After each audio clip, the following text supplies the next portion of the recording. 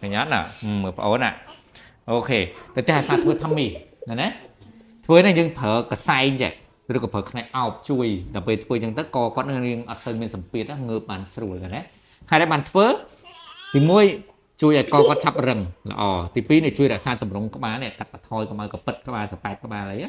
គាត់អាចឆាប់ចេះក្លប់ឆាប់ចេះលូនអញ្ចឹងទៅហើយមួយទៀតកូនណាលាអៀងកលេងហ្នឹងធ្វើទៅអាចជួយបន្តិចតួចអាចជួយមកត្រង់វិញណា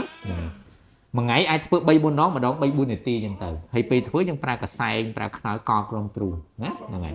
កំឡុងពេលយើងធ្វើឆ្លៀតម៉ាស្សាសាច់ដុំម៉ាស្សាខ្នងគាត់ណាrồiទៅភ្ញួចឲ្យគាត់អាចងើយកបានល្អណា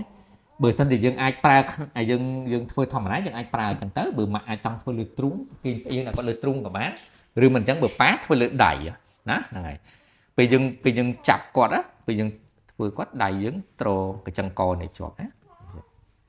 យើងអញ្ចឹងណាដល់ពេលយើងចង់ផ្ងាទៅវិញធម្មតាគាត់គេអញ្ចឹងដល់ពេលយើងចង់ផ្ងាវិញដៃយើងទប់ទ្រូងចេះមកដល់ទៅត្រកញ្ចឹងកចេះមកណាហ្នឹងហើយយើងអាចដាក់គាត់ទៅបានចេះណាហ្នឹងហើយបើប៉ាអាចធ្វើអញ្ចេះប៉ាធ្វើអញ្ចេះក៏បានដែរនេះដៃយើងទប់ទ្រូងចេះនេះម្រាមយើងគៀបអានេះហើយនឹងត្រក្លៀកចេះណាអត់ច្បាច់ប្រកណាទេចេះអៀងគាត់ចេះមកដាក់គាត់លើចេះមកហ្នឹងនេះគឺគេហៅធ្វើថាមីដែរណា Hello ធ្វើយ៉ាងនេះគាត់ស្រួលងើយកជាងដោយសារគាត់អត់សូវក្បាលគាត់សូវធ្ងន់ណានេះអញ្ចឹងឃើញទេនេះស្រួលពីយើង3គាត់យើងអាច3ចេះបានដែរណាហេណែឃើញអត់ good អូខេណា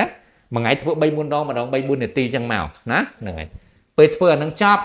ជួយម៉ាស្សាក្បាលពោះគាត់ផង